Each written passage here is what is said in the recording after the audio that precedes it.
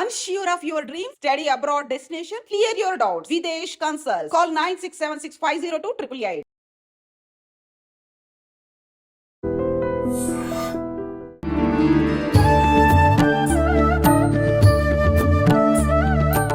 నమస్కారం, welcome to I dream. ధర్మ మార్గం విత్ విజిత కార్యక్రమానికి స్వాగతం. అయితే ప్రస్తుతం మనతో పాటు ఉన్నారు సమన్వయ సరస్వతి వాగ్దేవి పుత్రులు బ్రహ్మశ్రీ సామవేదం షణ్ముఖ శర్మ గారు. గురుగారితో మాట్లాడి మనకు అతి త్వరలో ఉగాది రాబోతోంది. ఉగాది అనగానే మన హిందువులందరికీ కూడా నూతన సంవత్సరంగా మనందరము భావిస్తూ ఉంటాము. అయితే మన హిందువులందరికీ కూడా ఉండే పండగల్లో చాలా శాస్త్రీయత దాగుంది అని చెప్పి ఒకప్పుడు గురుగారి మాటల్లో మనం విన్నాము.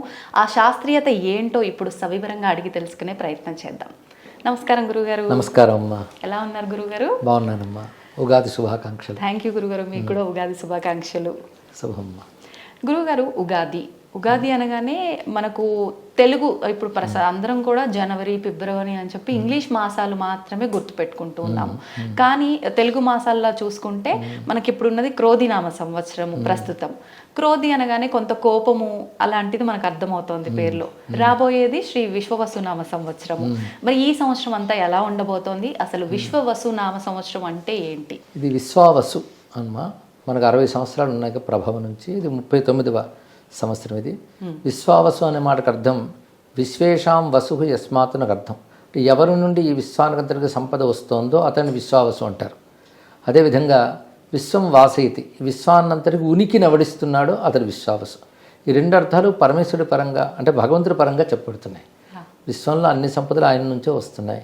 అదేవిధంగా విశ్వాన్ని ఉనికిగా నిలబెడుతున్నవాడు. రెండు అర్థాలు భగవంతుడి పేరు అనుకోవాలి. అసలు కాలాన్ని భగవత్ స్వరూపంగా చూసే సంస్కారం మనది. అందుకే అన్ని సంవత్సరాలు ఒక విధంగా అర్థం తెలుసుకుంటే భగవంతుడి పరంగానే ఉంటాయి. ఆ భగవంతుడు మనకు మాత్రం సూర్యమండలం ద్వారా పరిచయం, మనకు సర్వశక్తులు ఇస్తాడు. సర్వసంపదలు సూర్యుని స్వరూపంగానే భావించాలి.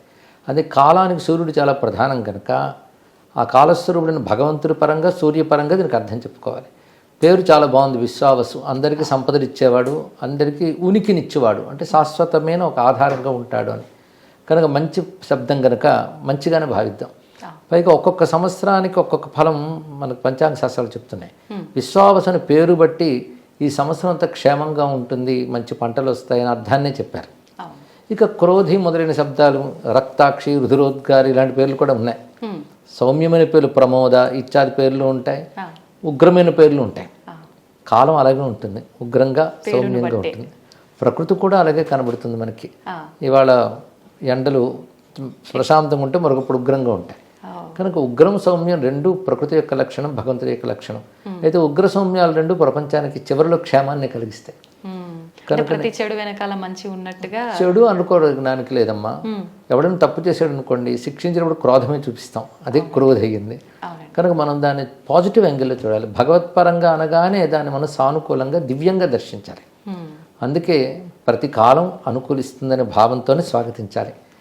అలా మనం ఈ సంవత్సరానికి ఉగాది అని పేరు పెట్టుకుని ఈ సంవత్సరానికి విశ్వావసు అనే పేరుని వ్యవహరిస్తున్నాం, అలా స్వాగతిస్తున్నాం. మంచి కలగాల భావంతో దీనికి కూడా మనం ఆహ్వానం పలుకుదాం. అవును గురుగారు, ఇప్పుడు మనకు మీరు ఇంతకుముందు చెప్పిన వీడియోలో నేను చూశాను రీసెంట్గానే, ప్రతి మన పండుగల వెనకాల కూడా ఒక శాస్త్రీయత దాగి ఉంది అని చెప్పి. మరి ఈ ఉగాది వెనకాల ఎటువంటి శాస్త్రీయత దాగి ఉంది? మీరు గమనిస్తే ప్రతి సంవత్సరంలో అనేక పండుగలు వస్తాయి మనకి. ఒక పండుగ ఉన్నట్టు మరొక పండుగ ఉండదు. ఒక్కొక్క పండుగ ప్రత్యేకత. అది కేవలం మన సనాతన ధర్మంలో మాత్రమే ఇలాంటి విశేషాలు కనబడతాయి. అప్పుడున్న ఋతువు, అప్పుడున్నటువంటి పరిస్థితులు బట్టి, ఒకటి గ్రహ నక్షత్రాల యొక్క పొజిషను, రెండవది భూమి యందున్న ప్రకృతిపరమైన మార్పులు, ఈ రెండు మన పండుగల్లో ప్రధానంగా గోచరిస్తుంటాయి. ఇప్పుడు ఉగాది అనేది తీసుకుందాం. ఇది హిందువుల్లో చాంద్రమానం ప్రకారంగా కాలాన్ని లెక్కించే వారికి ఇది పర్వం. చాంద్రమానం ప్రకారంగా మనము, అదేవిధంగా మహారాష్ట్రియన్స్, దాని తర్వాత కన్నడిగులు కూడా దీన్ని స్వీకరిస్తారు. మరికొందరు సౌరమానం తీసుకుంటారు. కొద్ది రోజుల్లో సౌరమానం కూడా రాబోతుంది. ఏప్రిల్ 14 నుంచి సౌరమానం వస్తుంది. ఈ రెండింటికి దగ్గరతనం బాగా కనబడుతుంది. సంవత్సరాల పేర్లు మాత్రం అందరూ ఒకటే వ్యవహరిస్తుంటారు అనుకోండి. ఇది కాకుండా ఉత్తరాది వైపు మనం వెళితే అక్కడ బార్హస్పత్యమానం అని ఆ లెక్క తీసుకుంటారు పంచాంగాన్ని. అయితే మనం మన విషయం మాట్లాడుకుందాం. ఇది దీని ప్రత్యేకత మీరు ప్రకృతిలో చూస్తారు. ఉగాది వసంత ఋతువుకు మొదటి రోజు. వసంత ఋతువు అంటేనే ఋతువులన్నింటిలో చాలా గొప్పది. ఇది ప్రతివారం అంగీకరిస్తారు. వసంత ఋతువు ప్రత్యేకత వేరు. కొత్తదనం కనబడేదే వసంత ఋతువు. ఉగాది అంటేనే కొత్తదనం కదా, అవునండి. కొత్త సంవత్సరం, కొత్త రోజు కనుక ప్రకృతిలో కూడా కొత్తదనం కనబడుతుంది. కనుక క్యాలెండర్లో చూసి అనేసుకోవడం కాకుండా ప్రకృతిలో మనం కొత్తదనాన్ని చూస్తున్నాం. వసంత ఋతువు యొక్క ప్రారంభ దివసం, చైత్రమాసం, ఇన్ని ప్రత్యేకతలు మనం చూస్తున్నాం. దీనికి వేదంలో మధుమాసం అని పేరు చైత్రమాసానికి. మధుమాసం మన మధుమాసం పాటలు కూడా ఉంటాయి కదా, ఈ ఉద్దేశంతోనే చెప్పారు. చైత్ర వైశాఖాలు కలిపి వసంత ఋతువు, దాని మధుమాసం మాధవ మాసం అని వేదం చెప్తున్నది అనమాట. కనుక ఉగాది అన్నప్పుడు చైత్రమాసంలో మొదటి తిథి, అంటే సంవత్సరానికే మొదటి రోజు. ఎప్పుడైనా సరే ఒక చెట్టు గురించి చూస్తే చిగురింతతో ప్రారంభమవుతుంది, ఆకు రాలడంతో పూర్తవుతుంది. అలాగే కాలవృక్షంలో వసంతం చిగురింతని చూపిస్తుంది, ఆకు రాలడం శిశిర ఋతువులో మనకు కనబడుతుంది. కనుక వసంతం నుంచి శిశిరం వరకు సంవత్సరాన్ని చక్కగా నిబద్ధం చేసినందుకు ఔచిత్యాన్ని ముందు మనం మెచ్చుకోవాలి. ఇది చూస్తే ఏదొక మతం మీద పరమైన విశ్వాసం అని కాకుండా ఒక విజ్ఞానం, ఒక ఔచిత్యం కనబడుతూ ఉంటుంది. అది దీని యొక్క ప్రత్యేకత. కానీ వసంత ఋతువులో ఋతు లక్షణాలు కొన్ని ఉంటాయి. ఆ ఋతువులకి గ్రహాలు, నక్షత్రాలు ప్రభావం కూడా ఉంటాయి. దాన్ని అనుసరించి మనం చేసే కర్తవ్యాలు మన జీవితం మీద ప్రభావం చూపిస్తాయి. అందుకే ఈ రోజున ఏం చేయాలనేది పద్ధతి చెప్పారు. వసంత ఋతువు అంత గొప్పది. అందులో వసంత నవరాత్రులు కూడా ఉంటాయి. వసంత నవరాత్రులు ప్రారంభ దివసం ఇవాళ. కనుక ఇవాళ నుంచి 9 రోజులు అమ్మవారి పూజ చేసేవాళ్ళు ఉంటారు, రామ పూజ చేసేవాళ్ళు ఉంటారు. మొత్తాన్ని భగవత్ శక్తిని ఆరాధన చేస్తారు. ఎందుకంటే 9 రోజులు పూర్ణత్వానికి సంకేతం. అందుకు సంవత్సరం అంతా చేసిన ఫలితం 9 రోజులు చేస్తే లభిస్తుంది. అందుకు వసంత నవరాత్రులకి ఆరంభ దివసంగా మనం దీన్ని భావన చేస్తూ ఉగాదిని జరుపుకుంటున్నాం. అయితే ఇప్పుడు గురుగారు మీరు చెప్పినట్టుగా ప్రకృతిలో వచ్చే ఈ మార్పులు మనందరం కలారా చూస్తున్నాము, ఆహ్వానిస్తున్నాము. మరి మానవుల్లో చాలా రకాల ఆలోచనలతో నిండిపోయి కొట్టుమిట్టాడుతూ ఉంటారు, కొన్నిటి నుంచి బయటికి రాలేక అక్కడే ఆగిపోతుంటారు. అసలు మానవుల్లో మార్పు రావాలి, ఆ మార్పుని ఆహ్వానించాలి అంటే ఏ మార్పుని ఆహ్వానించవచ్చు? ముందు ఆలోచన ధోరణి మారాలమ్మా. సానుకూల ధోరణి ఏర్పడాలి. అంటే పాజిటివ్ థాట్స్ అంటాం. సద్భావం, సత్సంకల్పం, ఈ రెండు మనలో ఉంటే ఏ మార్పు అయినా మనకు అనుకూలంగా ఉంటుంది. ఎందుకంటే కాలంలో వచ్చే మార్పుని, సంఘటనలు మనం మార్చలేం. మన ఆలోచన మనం మార్చుకోగలగాలి. దీనికి ఒక చిన్న కథ చెప్తారు. ఒక ఆయనకి కంటికి ఏదో నలత వచ్చింది. అప్పుడు వైద్యులు చెప్పారు, నువ్వు ఎక్కువగా ఆకుపచ్చ రంగు చూస్తుంటే నీ కంటి రోగం పోతుందని చెప్పారు. బాగా సంపన్నుడు కనుక తన వెనకాల ఒక వ్యక్తిని, ఆకుపచ్చ పెయింట్ చేసే వ్యక్తిని పట్టుకెళ్ళి ఇతను వెళ్ళి ప్రతి చోట ఆకుపచ్చ పెయింట్ వేయించడం మొదలుపెట్టాడు. ఒక ఆయన వచ్చి, నువ్వు ప్రతి చోట ఇలా ఆకుపచ్చ పెయింట్ వేసే బదులు ఆకుపచ్చ కళ్ళజోడు పెట్టుకుంటే సరిపోతుంది కదా అని చెప్పాడు. ఇలాగా మన సంఘటనలు మార్చి ఆనందిద్దాం అనుకుంటాం, కానీ ఆలోచన మార్చుకుంటే సంఘటన కూడా సానుకూలంగా చూడడం తప్పకుండా తెలుస్తుంది. అందుకే ఆలోచన సానుకూలంగా ఉండాలి, సద్భావంతో ఉండాలి ఎప్పుడు కూడా. అంటే మంచి ఆలోచన, పాజిటివ్ థాట్స్ మనం ఏర్పాటు చేసుకుంటే మంచి మార్పులు వస్తాయమ్మా. ఎందుకంటే ఏదో సుఖపడిపోవాలని ఎక్కువ తపన పడిపోతాం, కానీ ఆనందం అనేది అంతరంగంలో ఉందని తెలుసుకుని ఆలోచన సద్భావంతో చూసుకుని వీలైతే పరోపకార బుద్ధి కూడా నా ఆనందం, తృప్తి ఉంటుందమ్మా. అందుకే మంచి ఆలోచన, మంచి సంకల్పం చేసుకోవాలి. అదే ఉగాది నాడు మనం దానికి తగ్గ వాతావరణం చూడండి. బ్రాహ్మీ ముహూర్తంలో లేవడం, పవిత్ర స్నానం చేయడం, మంగళ స్నానం ఆచరిస్తున్నారు అంటే పవిత్రంగా భగవన్నామంతో స్నానం చేసి, అభ్యంగ స్నానం చేసి, నూతన వస్త్రములు ధరించి, ఇంటిని కూడా చక్కగా అలంకారం చేసుకుని, మామిడి తోరణాలతో, పసుపు గుమ్మాలతో అలంకారం చేసుకుని, భగవంతుడికి దీపం పెట్టుకుని, గణపతిని, ఇష్టదేవతని ప్రార్థన చేసి తర్వాత మనం పంచాంగ శ్రవణం చేస్తాం. అంటే ఇక్కడ మనం కూర్చున్న వాతావరణం నుంచి మనం సంసిద్ధత అవుతున్న పరిస్థితి చూస్తుంటే ఎంత పవిత్రంగా, మంగళంగా ఉంది. యాంబియన్స్ అంటారు. ఈ విధంగా మనం చుట్టూ పవిత్రమైన వాతావరణం కల్పన చేసుకుని కూర్చుంటే తప్పకుండా భావం మీద మంచి ప్రభావం ఉంటుంది. అప్పుడు సద్భావాలు, సదాలోచనలు, సత్సంకల్పాలు వస్తాయన్నమాట. అలా ఉన్నవాడికి ప్రతి మార్పు మంచిగానే ఉంటుంది. అంతేకాదు మంచి మార్పులు కూడా లభిస్తాయి అతనికి. కనుక మార్పులు ఎలా ఉన్నా ఆలోచన సరిగ్గా ఉంటే ఆ మార్పును మనం సానుకూలంగా మలచుకోగలం. భగవంతుడు కూడా సద్భావం ఉన్నవాడికి అనుగ్రహం ఇచ్చి వెంటనే ఆ ప్రభావం కూడా మార్పు రూపంలో చూపిస్తాడు. అయితే మీరు చెప్పినట్టుగా మీలాంటి పెద్దవాళ్ళు చెప్పగానే అనిపిస్తుంది, అరే ఇంత ఈజీ కదా, మనం ఆలోచన ఒక్కటి మార్చుకుంటే అయిపోతుంది, అంత మారిపోతుంది అని చెప్పి. కానీ ఆ ఆలోచనని మార్చాలి అన్న ప్రాసెస్లోనే ఇంకెక్కువ ఆలోచిస్తూ ఉంటాం. అంత ఈజీగా మనం దాన్ని పక్కకు తీసుకెళ్ళలేము. ఎలా సాధ్యపడుతుంది అంటారు గురువు? ఆలోచన ఎలా మార్చాలని ఆలోచిస్తాం. అవును, అది సమస్య. దానికి ఒకటమ్మా వివేకం ఒకటి, సత్సంగం ఒకటి, సత్కాలక్షేపం. ఈ 3. వివేకం అంటే మనలో ఒక ఇంగిత జ్ఞానం ఒకటి ఉండాలి. అంటే మనల్ని మనం నిగ్రహించుకోగలగడమే వివేకం ఇక్కడ. రెండవది సద్విషయాలతో అనుబంధం ఉంటూ ఉంటే తప్పకుండా సత్సంకల్పాలు, మంచి ఆలోచనలు వస్తాయి. అంటే సత్కాలక్షేపం అని అంటాం. దీన్ని సత్సంగం ఉంటుంది శాస్త్రం. సత్సంగం అంటే సత్పురుషులతో సాంగత్యం ఒకటి, సద్విషయాలతో సాంగత్యం. మంచి విషయాలు చదువుకుంటూ, మంచి విషయాలు ఆలోచన చేస్తూ, మంచి విషయాలు చర్చ చేసుకుంటుంటే మన సహజంగా మంచి భావాలు వస్తుంటాయి. కనుక సాధన ఒకటి చాలా అవసరం. తనంత తాను ఏ ఆలోచన అనదు. అందుకే ఆలోచన తప్పుదారి పడుతోందని మనకే తెలిసినప్పుడు దాన్ని వెనక్కి మళ్లించడానికి ప్రయత్నం చేయాలి.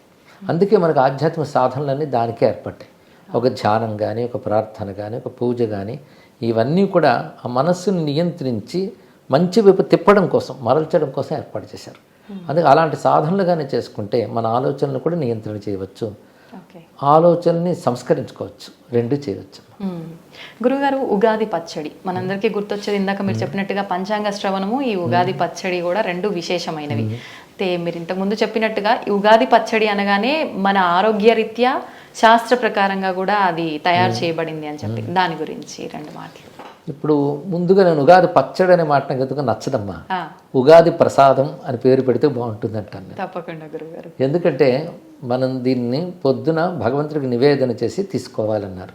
ప్రథమయామే అన్నారు. ఇక్కడ ప్రథమయామం అంటే ఉదయం మనం మొదటి జాములోనూ తీసుకోవాలి అని చెప్పారు, ఏదో మధ్యాహ్న వేళ కాకుండా. పైగా ఇది పచ్చడిగానే చేస్తున్నాం కానీ ప్రసాదంగా చేయాలి. ప్రసాదంగా ఎలా చెయ్యాలో కూడా శాస్త్రం చెప్పింది. అది నింబసుమము, ఆమ్రము, శర్కర, ఘృతము ఈ పదార్థాలు మాత్రమే కలుపుకున్నారు. అంటే వేపపూత, బెల్లం కానీ, పట్టిక బెల్లం కానీ, ఇప్పుడు మనకు అనుకుంటున్న షుగర్ కాదు, బెల్లానికి ఎక్కువ ప్రాధాన్యం ఇవ్వాలి.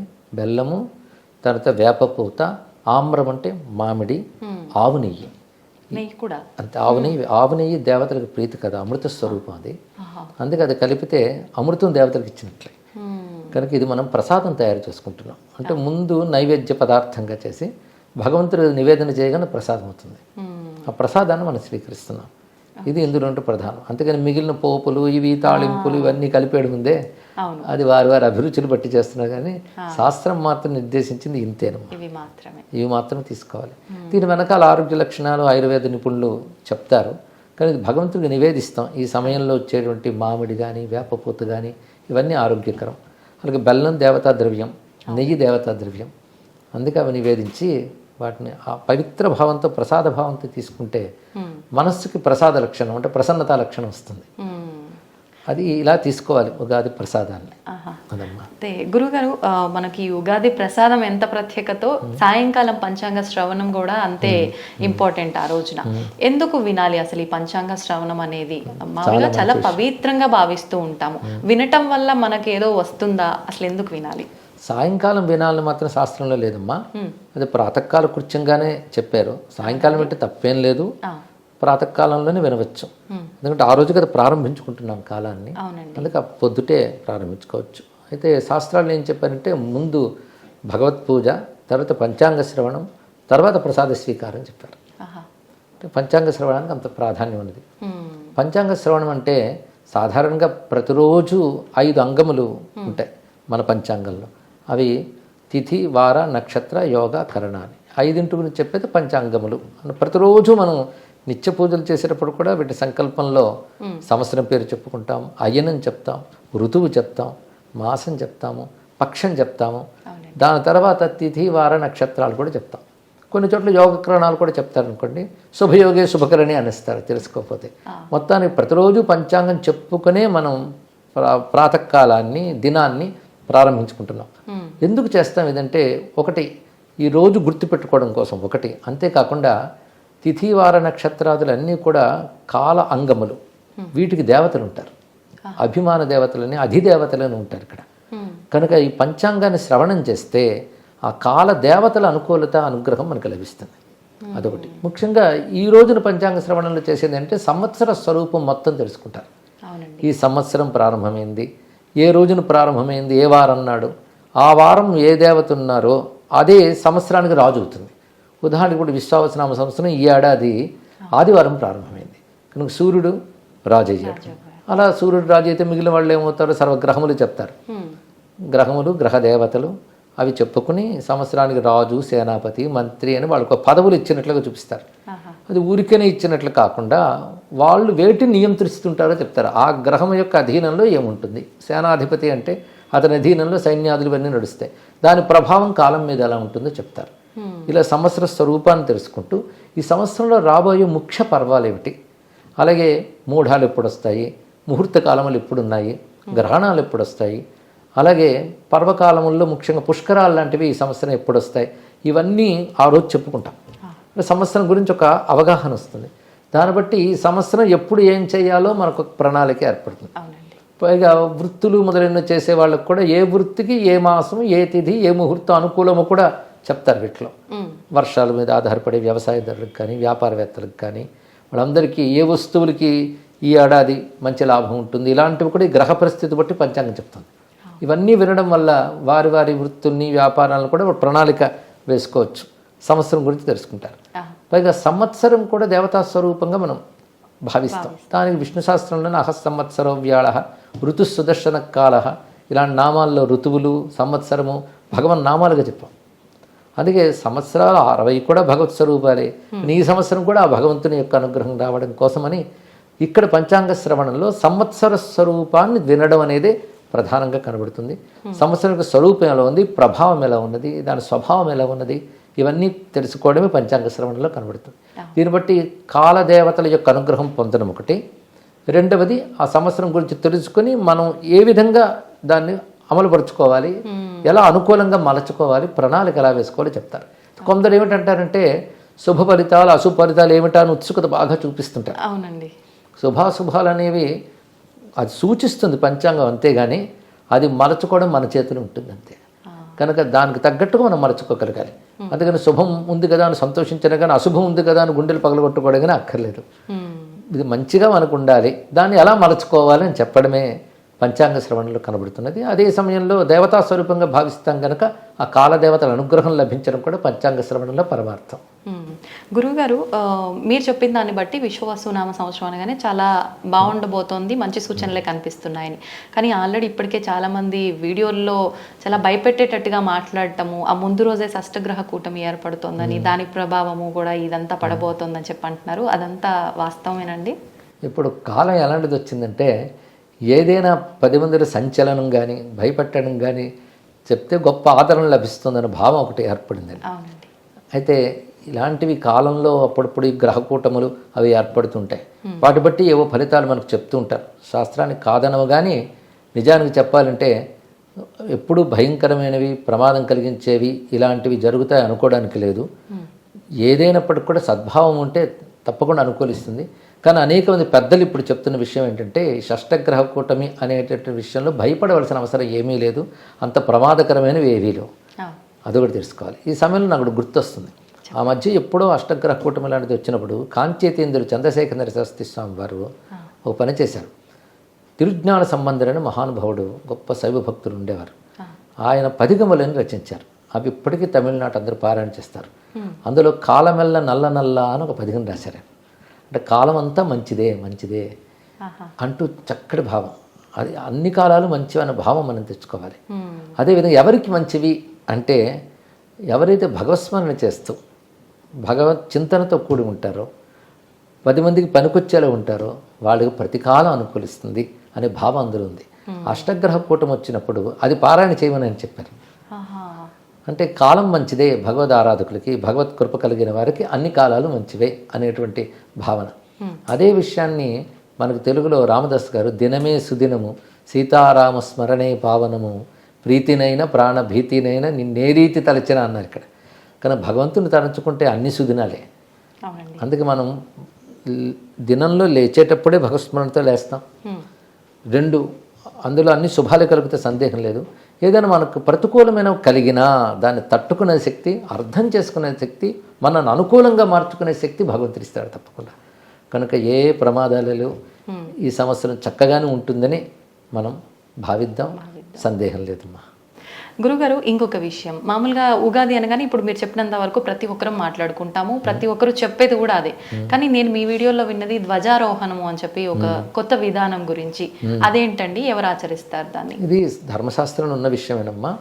ఈరోజు చేయవలసిన కృత్యాల్లో చెప్పింది ఏంటంటే, ఇందాక చెప్పిన నింబకుసుమ భక్షణం, పంచాంగ శ్రవణం, తర్వాత ధ్వజారోహణము, ప్రపాదానము, తర్వాత వసంత నవరాత్రి ఆరంభం అని 5 చెప్పారు అందరూ. ఇందులో ధ్వజారోహణం అంటే జెండా ఎగరవేయడం అమ్మ. మన ఇళ్ల మీద కూడా ఒక ధ్వజాన్ని పెట్టుకుంటారు. ధ్వజం అనేది మనకి ఆలయాల్లో కూడా ధ్వజము పెట్టడం కనబడుతుంది కదా. రెండవది ఇందాక చెప్పుకొని నింబకుసం భక్షణం ఒకటి, అందులో వేపపూతయే చెప్పాడు. ఇవన్నీ కలియాలని మళ్ళీ వాక్యం కనబడుతుంది అనుకోండి. దాని తర్వాత చెప్తున్నటువంటిది మనకి పంచాంగ శ్రవణం చెప్పుకున్నాం. దాని ప్రపాదానం. ప్రపాదానం అంటే చలివేంద్రమ్మ. చలివేంద్రులు ఏర్పాటు చేయడం కూడా ఇవాళ చేసి 4 నెలల పాటు చేయమన్నారు. దానికి వాళ్ళ ప్రారంభం అంటే లోకాను ఉపకరించే పని కదా ప్రపాదానం. 10 మందికి క్షేమం కలిగించే పని నువ్వు చేస్తే నీ క్షేమం కలుగుతుంది అనేది మన శాస్త్రం కనుక. ప్రపాదానం అంటే మజ్జిగ ఇవ్వడం అంటారు, అది చెప్తారు. కానీ అక్కడ జలదానం అని చెప్పాడు. జలాన్ని మన ఇవ్వడమే చాలా ప్రధానం. మజ్జిగ కూడా చేయొచ్చు, కానీ జలదానం, ప్రపాదానం, చలివెందర ఏర్పాటు చేయడం అనేటువంటిది ఇది భగవత్ ప్రీతిగా లోకోపకారార్థం మనం చేస్తాం. ఇవి ప్రధాన కృత్యాలు చెప్పారు. ఇందాక చెప్పిన వసంత నవరాత్రి ఆరంభం కూడా అమ్మవారు ఉపాసకులు 9 రోజులు చేసేవాళ్ళు ఉంటారు. లేదా ఈ రోజున భగవత్ స్మరణగా మన అమ్మవారిని ఆరాధించుకోవచ్చు. పైగా ఇక్కడికి 9 రోజులు రామనవమి ఎలాగూ రాబోతున్నది కనుక ఆ రామచంద్ర సంబంధమైనటువంటి నవరాత్రులకు ప్రారంభంగా కూడా భావన చేయవచ్చు. గురుగారు, ఒక చిన్న సందేహం. అంటే నేను వీడియో చేసినప్పుడు ఒకరు చెప్పిన మాట ఏంటంటే, మనం మామూలుగా శుభకార్యాలకు కానీ ఇలాంటి పండుగలకు కానీ మామిడి తోరణాలు కట్టడం. అయితే ఇప్పుడు ప్రత్యేకించి మామిడి కాయలు వచ్చే సీజన్ కాబట్టి లేత ఆకులు ఉంటాయి. ఆ మామిడి ఆకుల కోసం తెంపడానికి వెళ్తే అవన్నీ నష్టం జరగటం ఇలాంటివి ఉంటాయి. కాబట్టి ఇప్పుడు అసలు మామిడి ఆకుల తోరణాలే కట్టొద్దు, వేప మండలు మాత్రమే మనము పెట్టాలి అని చెప్పి, ఇది వాస్తవమా అండి? అది శాస్త్రంలో లేదమ్మా. మామిడి తోరణం కట్టచ్చు, అయితే కాయలకి బాధ కలగకుండా మనం కొమ్మలు తీసుకోవచ్చు కదా. మరీ లేతవి కాకపోయినా ఆ దశ కంటే కొంచెం పై దశలో ఉన్న ఆకులు కూడా తీసుకోవచ్చు. వేపమండలు కట్టడం తప్పు కాదు, కానీ మనకు మామిడి ఆకులు తోరణమే చెప్పబడుతుందమ్మా. మరి మామిడికాయల కోసం పచ్చడి చేసుకుంటున్నామా? చెట్టుకు బాధించట్లే. మామిడికాయతోనే కదా పచ్చడి చేస్తాం, ఉగాది ప్రసాదం చేస్తాం. అలాగే కొమ్మలు కూడా తీసుకొచ్చేది. పైగా చెట్టుకో లక్షణం ఉంది శాస్త్రంలో కూడా. మనం తెంచితే మళ్ళీ వచ్చే లక్షణం ఉంది కనుక చెట్టుని అవసరమైనప్పుడు తెంచడం తప్పు కాదమ్మా. ఏదో యజ్ఞాల సందర్భాల్లో కొన్నిట్లో కూడదని చెప్తారు, కొన్నిటికి. కానీ మామిడి కొమ్మలు హాయిగా తీసుకొని తోరణంగా పెట్టచ్చు. చక్కటి విషయాలు తెలియజేశారు గురుగారు, ధన్యవాదాలు. శుభమ్మ, అందరికీ ఉగాది శుభాకాంక్షలు.